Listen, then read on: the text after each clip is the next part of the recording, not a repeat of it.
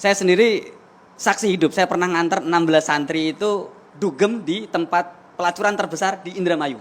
Nah, dulu tahun 2000 sampai 2002 ketika saya masih di dalam, itu mohon maaf setiap hari kita kerjaan kita ngerampok. Karena target kita kalau misalnya satu bulan harus bawa 10 miliar, dapatnya misalnya 1 miliar, itu nggak berani pulang kita.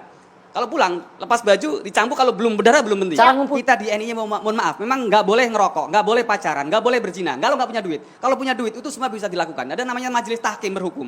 Langsung saja Mas Naji, apa hasil kajian Anda selama bertahun-tahun kemudian meneliti soal Ponpes Al Zaitun? Baik, sebetulnya bukan penelitian secara formal sih, tetapi interaksi dengan beberapa mantan pengurus, ya, dan juga beberapa alumni yang pernah ketemu dengan pernah berkomunikasi soal Az-Zaitun ini. Ini sebetulnya kalau kita tilik sejarahnya, Az-Zaitun ini kan perkawinan dari NII dan ajaran Isa Bugis sebetulnya. Makanya saya juga heran kenapa Isa Bugis ini juga punya murid namanya Musadek yang mendirikan Al-Qiyadah dan Ghafatar, ya. Makanya saya heran kenapa Isa Bugis sudah ditindak, kemudian Musadek juga sudah ditindak, tetapi Panji Gumilang kok tetap berlarut-larut gitu. Ini kan sebetulnya persoalan yang harus kita sayangkan gitu. Hampir 30 tahun kalau dihitung dari berdirinya pesantren di tahun 96 ya, atau beliau 96. Bilang tadi 94 bahkan lebih awal. 98 diresmikan. 98 diresmikan. Jadi ini kan persoalan yang berlarut-larut di mana negara tidak punya ketegasan gitu. Dan yang sebetulnya harusnya dilakukan karena apa? Karena berpotensi untuk jatuhnya korban dari masyarakat. Tentu banyak masyarakat yang tertipu dengan ajaran-ajaran yang semacam ini. Ya. Padahal kalau kita lihat desakan civil society itu kan sebenarnya sangat cukup kuat. Besar. Dan berkali-kali kan? Dan berkali-kali dan berulang terus selama beberapa tahun sejak awal berdirinya sampai dengan sekarang gitu. Dari MUI, dari Ormas, dari NU, dari Ormas Muhammadiyah dan tokoh-tokoh yang lain gitu. Di sisi lain kalau kita lihat juga ini kan sebetulnya sudah, kalau sekarang soal Az-Zaitun ini sudah bukan samar-samar lagi. Faktanya sudah terang benderang dan sudah bahkan Panji ini sudah mempropagandakan ajaran-ajarannya ke publik. Nah ini persoalan yang menurut saya menjadi serius. Kalau seseorang meyakini sesuatu lalu disimpan sendiri, itu konsekuensinya pribadi. Tetapi ketika sudah dipropagandakan, maka sebetulnya ada konsekuensi yang meluas. Ya. Dan ini perlu campur tangan pemerintah. Ya, gitu. Ini sudah terang benderang, tapi apa yang menurut Anda membuat Panji Gumilang ini tidak terjamah? Iya, tentu itu pemerintah yang harus melakukan tindakan itu ya. Karena kan begini, selain Mengapa, tadi. Mas Haji?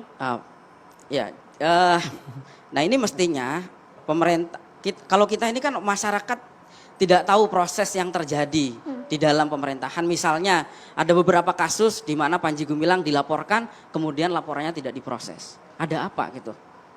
Tentu kalau kita bicara asumsi-asumsi ini juga nggak baik. Tetapi faktanya seperti itu gitu. Di samping memang berdirinya Az-Zaitun ini juga lekat dengan beberapa nama besar ya. Pak Harto pernah ke sana, Pak Habibie juga pernah ke sana, beberapa menteri agama juga pernah ke sana, menteri pendidikan juga pernah ke sana. Bahkan sampai hari ini sebetulnya Az-Zaitun tuh masih dibantu oleh pemerintah. Masih mendapatkan dana BOS sampai hari ini. Dan itu salah satu sumber pendapatan Az-Zaitun lah yang tidak pernah transparan dan tidak pernah dilaporkan. Karena konon katanya memang disimpan langsung oleh Panji Gumilang. Kalau menyimpang kenapa masih dapat kucuran dana dari pemerintah? Justru itu yang harus kita pertanyakan gitu. Justru itu harus kita pertanyakan. Kenapa jadi menurut saya pemerintah juga perlu mengevaluasi lembaga-lembaga ini tidak cukup hanya memenuhi unsur formal, tetapi harus diperiksa langsung praktek di lapangannya seperti apa. Sekarang kalau untuk ormas-ormas seperti ini, kelompok-kelompok seperti ini kan pintar sekali berkamuflase. Orang melihat ada bendera merah putihnya, kemudian menyanyikan lagu Indonesia Raya meskipun stanzanya berbeda, lalu kemudian ada pendeta yang ikut sholat. Ini kan sebetulnya bagian dari kamuflase. Az-Zaitun sendiri sebetulnya adalah penjelmaan baru atau rebranding atau reorganisasi dari NII kan. Karena setelah NII itu tahun 62 diselesaikan, mereka kan mengubah strateginya. Bermetamorfosis. Dulu ada Kertoswiryo, kemudian Daud Bere, Adah Jailani, kemudian sekarang dilanjutkan oleh Panji Gumilang. Karena pemberontakan atau upaya mendirikan negara Islam Indonesia melalui jalur persenjataan itu sudah gagal tahun 62, maka mereka kemudian berupaya bergerak melalui kegiatan-kegiatan sosial. Misalnya dulu MIM ya, dulu pernah didirikan Masyarakat Indonesia Membangun dan yang lain-lain, termasuk akhirnya sama Pak Mbah Imam ini mendirikan Yayasan Pesantren Indonesia itu. Nah, tentu ini harus dilihat juga gitu. Meskipun unsur formalnya mungkin terpenuhi ya. Bahkan yang terbaru itu perpanjangan izinnya tahun 2021 loh di zaman Pak Jokowi. Dan di zaman Kementerian Agama yang sekarang, kalau dulu-dulu seperti zamannya Surya Dharma Ali itu kan memang Surya Dharma Ali ini sekelas dengan Panji Gumilang waktu di Gontor gitu. Memang Panji Gumilang tuh punya latar belakang agama. Jadi dulu di Gontor, kemudian kuliah di UIN Jakarta, bahkan sempat menjabat sebagai Ketua Ikatan Alumni UIN Jakarta tahun 2006 sampai tahun 2013. Artinya apakah seperti ini Mas Najih? Secara kurikulum yang dikenalkan ke publik tidak ada masalah sama sekali, tapi kurikulum tersembunyi yang tidak dibuka ke publik itu yang sampai sekarang masih menjadi misteri. Betul. Ada persoalan sebetulnya, karena kurikulumnya kan ada dua. Ada kurikulum yang resmi dan ada hidden kurikulum tadi. Mas Ken tadi sudah menyampaikan, ada unsur yang memang santrinya ini adalah orang-orang NII, anak-anak orang-orang NII, dan ada juga orang luar. Untuk orang luar memang tidak diajarkan kurikulum NII, dan bahkan konon ketika beberapa orang pengen ikut baiat pun ditolak. Itu maksudnya ketika ada anak santri ini yang bukan orang tuanya bukan NII ingin baiat NII, itu ditolak oleh Panji Gumilang. Gitu. Ya, jadi memang Panji Gumilang membuat satu sistem yang semacam itu. Ada klaster-klaster yang boleh diketahui oleh umum, mana yang tidak boleh Indikatornya diketahui. berdasarkan apa itu, Mas Najih? Anak NII kan sebagian besar, mungkin dulu posisinya mungkin 50% kali dulu Pak Imam ya. Yang NII 50%, yang non NII 50%. Kalau sekarang mungkin sudah 90%. 90% santri di Al-Zaitun itu keluarga dari NII, itu anak-anak NII yang umum sudah sedikit sekali gitu. Baik, Mas Najih, sebelum ini berupa tudingan yang tanpa bukti, kita tanyakan langsung kepada Mas Iksan. Mas Iksan ini lulusan juga, Mas Iksan, sambil ditunjukkan ijazahnya ke layar TV. Mas Iksan ini merupakan lulusan Ponpes Al-Zaitun tahun berapa, Mas? Boleh Dijelaskan digunakan itu ijazah. mic-nya, Mas? Monggo. Ini bagiannya 90% NII atau yang 10% non NII, Mas? Untuk santri Al-Zaitun itu waktu masa saya itu, kalau Mas Ken bilang tadi 80-20 itu keliru. Jadi pada masa saya itu saya pernah mencoba menghitung, itu gampang banget untuk hitungnya. Karena yang udah dipastikan itu yang pasti dari koordinator Jabodetabek, Banten, Jawa Barat, itu aja. Dan beberapa Jawa Tengah atau Jawa Timur. Di luar itu saya pastikan hampir 99% mereka itu nggak ngerti apa-apa. Datang ke Al-Zaitun mau belajar, udah itu aja kayak gitu. Ini waktu saya untuk bicara ya. Silakan. Baik. Mas Ini saya tadi udah catat beberapa hal ini karena ditayangkan di TV nasional, ini bahaya banget. Tapi sebelumnya saya kasih tahu dulu, saat kejadian kemarin sholat Idul Fitri itu, orang yang paling pertama, alumni, sebelum Mas Ken atau sebelum siapapun, saya orang yang paling pertama bikin konten di TikTok yang mempertanyakan ini kenapa begini sekarang Syekh Panji Gumilang, sholatnya kenapa begini gitu ya kan. Itu ditonton oleh 3,6 juta kali tayang di TikTok, akun TikTok saya. Itu yang paling pertama. Jadi maksudnya saya ini bukan membela Syekh Panji Gumilang, tapi saya ingin menerangkan seterang-terangnya dengan sejujur-jujurnya. Jadi apa yang dituduhkan oleh Mas Ken tadi itu banyak banget yang keliru. Kita itu harus memisahkan antara Al-Zaitun dan NII. Al-Zaitun itu adalah di bawah YPI, Yayasan Pendidikan Indonesia. Yayasan Pesantren Indonesia. Yang itu adalah wadah yang membawahi pendidikan SMP dan SMA, begitu. Sanawiyah dan aliyah begitu ya, SMP dan SMA. Nah, itulah kegiatan yang ada di Al-Zaitun dengan penghuni yang lain, yaitu karyawannya atau mu'adhof, eksponen dan guru.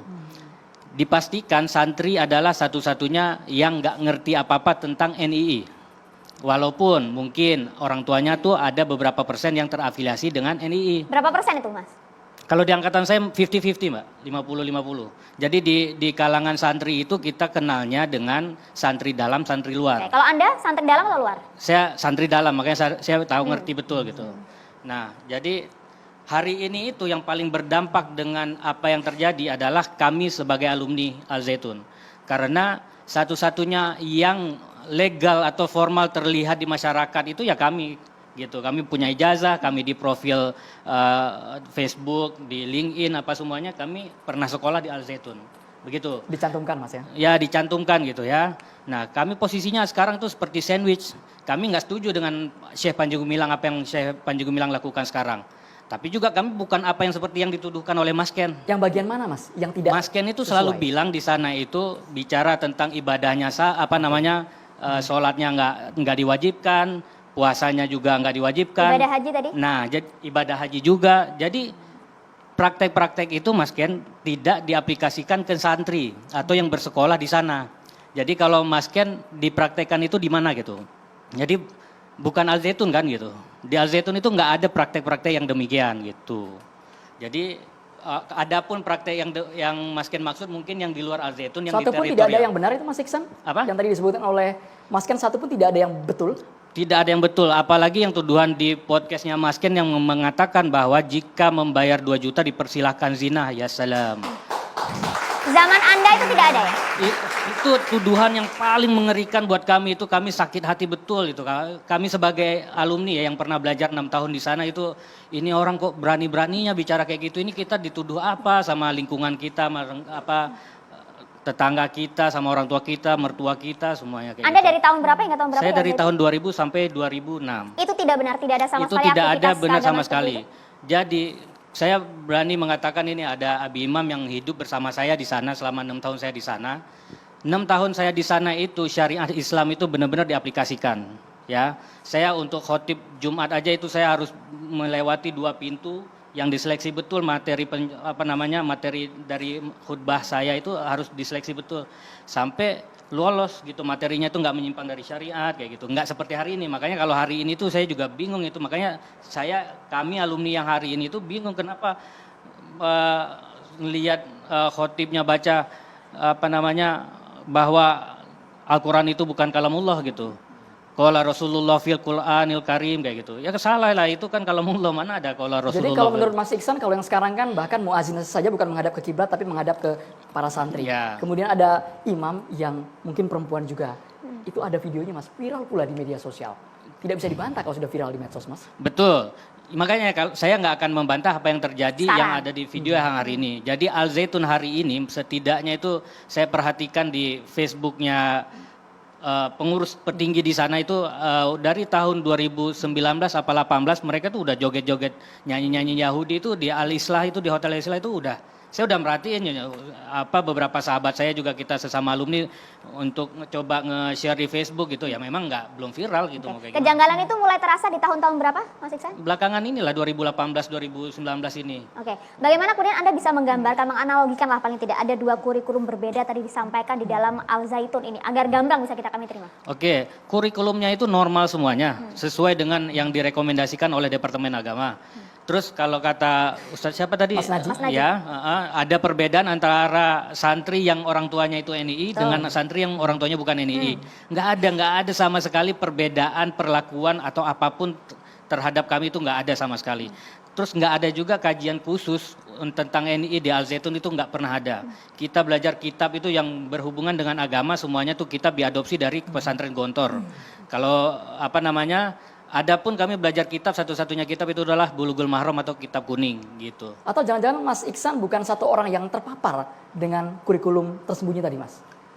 Ya kita tahu betul, kita karena nggak akan dipisahkan, apalagi saya pengurus pelajar, saya ngerti betul pergerakan kami, karena kami gerak itu nggak bisa sendiri-sendiri atau dikelompok-kelompokkan, kami itu pasti semuanya itu akan satu 6 angkatan itu akan bergerak ke masjid, 6.000 orang akan 6.000 orang ke masjid, nggak akan ada yang tertinggal. Jadi kami tahu persis apa yang terjadi dengan sahabat-sahabat kami atau teman-teman kami.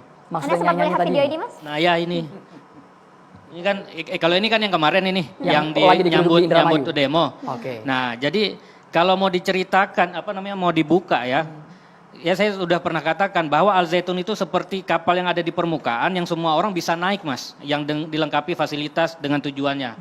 Tapi yang NII itu di bawah permukaannya yang tak terlihat, baru terlihat tuh kalau kayak gini Mas tuh. Terlihatnya tuh, itu bukan muka santri, coba lihat muka-mukanya, mana ada santri setua-tua itu.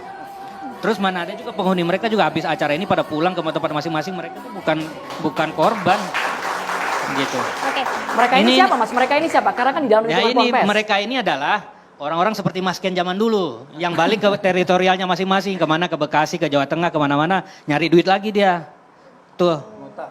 Alumni. Bukan alumni mereka itu adalah masyarakat Indonesia yang ada di luar Al Zaitun, yang ada di seluruh Indonesia, kerjanya adalah nyari dana buat Al Zaitun. NII Jadi itu sendiri ya? ya saya nggak tahu NII Mas ya. Ya NII katanya kayak gitu. Mas Ken, Nah, tadi silakan dijawab apa yang disampaikan oleh Mas Ihsan. Itu bagian mana dan apakah betul yang Anda sampaikan tadi bukan terpapar kepada santri kalau itu kaum berbeda? Gitu. Ya. Santri yang NI dan non NI memang dibedakan. Walaupun katakan Tadi disamakan tidak, semua. nah. Saya sendiri saksi hidup, saya pernah nganter 16 santri itu dugem di tempat pelacuran terbesar di Indramayu. Namanya CI Cilegeng Indah. Ya, bisa jadi itu oknum anak-anak nakal, tapi itu fakta dan terjadi. Dan di NI sendiri memang teorinya itu dari Panji Gumilang nggak menyampaikan silakan ngerampok, silakan nyuri, tapi mengatakan bahwa harta orang di luar kelompok, termasuk orang tua yang belum berbayat itu kafir semua, dicuri nggak apa-apa. Nah, dulu tahun 2000 sampai 2002 ketika saya masih di dalam, itu mohon maaf setiap hari kerjaan kita ngerampok. Karena target kita kalau misalnya satu bulan harus bawa 10 miliar, dapatnya misalnya 1 miliar, itu nggak berani pulang kita. Kalau pulang, lepas baju, dicambuk, kalau belum berdarah belum penting. Cara ngumpulinnya gimana itu Mas uang Yang sebanyak itu mengharuskan Mas? siapa? Kita dulu, ya kita di teritorial sudah punya struktur negara. RT, RW, Lurah, Camat itu dan masing-masing ini juga punya jabatan tertentu. Jadi kalau kita butuh dana, tahun itu ya mohon maaf, ini kalau ada berita di TV, pembantu baru kerja 1 hari kas Jakarta Majikan, itu kerjaan kawan-kawan semua. Pernah 1 hari kita dapat di atas 1 M, 1 hari. Jadi kalau kita butuh dana, siapin 5 orang tim kita perempuan, palsuin KTP, ijazah dan kartu keluarga. Kita nggak usah lama-lama nyari koran yang biasanya Komplek Elit, Pondok Indah, Permata Hijau, Kalibata. Nggak usah 1 minggu 1 bulan, 1 hari majikan pergi, anak sekolah telepon, Abi, rumah kosong. Kita bawa mobil, kalau perlu bawa truk, harta orang kafir nggak apa kita ambil. Jadi kita melakukan kriminal dan kita dulu bangga karena kita menghasilkan banyak. Kalau tidak tercakap, maka ini akan menjadi hutang. Terus kita juga bikin yayasan yatim piatu, yayasan duafa. Yayasannya sampai sekarang ada, termasuk yang bikin buku ini salah satu pendiri yayasannya. Dan ini ada di Al Zaitun. Jadi kita tahu orang Indonesia itu baik-baik. Orang Indonesia itu dermawan-dermawan. Nggak usah pakai kriminal nanti bermasalah dengan aparat. Kita bikin yayasan yatim piatu, dulu nongkrong di ATM, di food court, pom bensin, halte busway, taruh di rumah makan, di minimarket, dan itu hasilnya lebih besar. Yang penting organisasinya jelas, proposalnya, surat tugas, kartu nama, KTP, ini loh kami dari yayasan ini, Bapak menyumbang berapa? Kalau perlu menjadi donor per bulan. Dan itu satu yayasan, itu 1 bulan, ada yang sampai dapat 10 miliar. Satu yayasan, dan mereka satu yayasan cabangnya ada di seluruh Indonesia. Jadi kalau ngelihat ada cewek cantik di depan ATM, ini proposal surat tugas, itu 100% bukan 99 lagi. Kelompok mereka. Oke, pada saat itu Anda usia berapa dan masih menjadi santri di Al Zaitun atau seperti apa? Masih 20-an. Saya bukan santri, yang latar belakangnya dari Korwil tadi. Jadi kita jamaah NII, tapi kita juga ke Al Zaitun, ke acara-acara tertentu, termasuk ya acara 1 Muharram kita datang ke sana semuanya.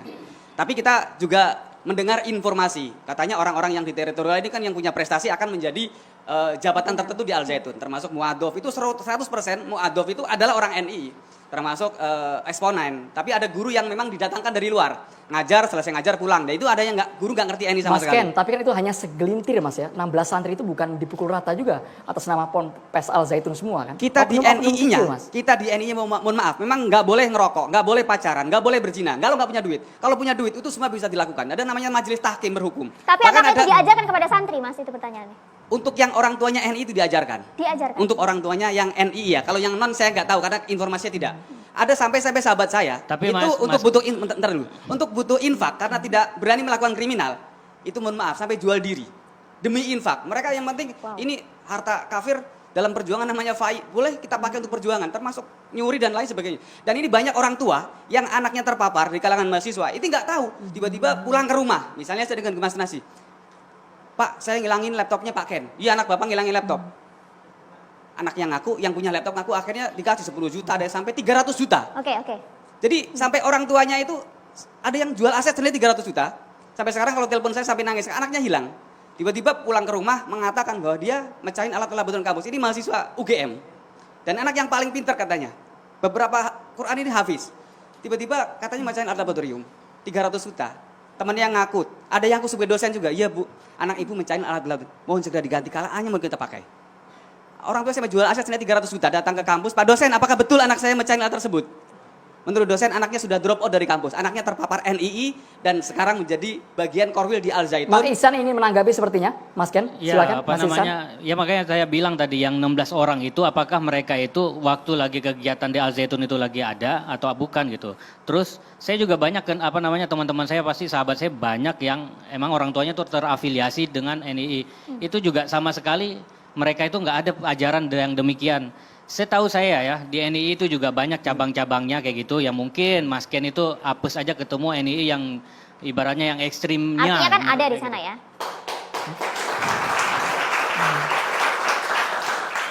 Di sana itu prakteknya nggak ada Kak, kayak gitu. Nggak pernah ada. Jadi yang dibilang tadi 16 santri itu ya berarti kan oknum Mas, bukan ibaratnya itu yang ibaratnya dianjurkan atau dibolehkan kayak gitu. Karena memang di ini sana saya kasih ini tahu dulu- aja, ini saya pernah sidang sama Abi Imam dulu waktu saya kan pengurus pelajar nih.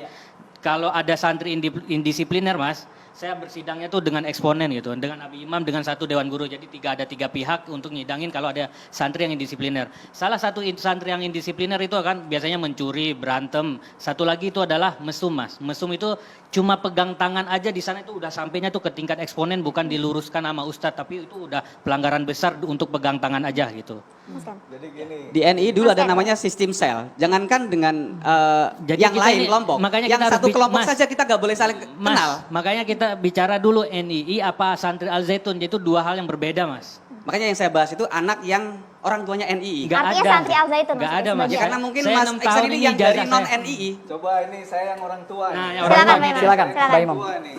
Dan saya dari tahun 88 ya, tahu persis semua itu. Jadi yang Mas Ken ceritakan itu cerita sebelum saya ungkapkan ke permukaan.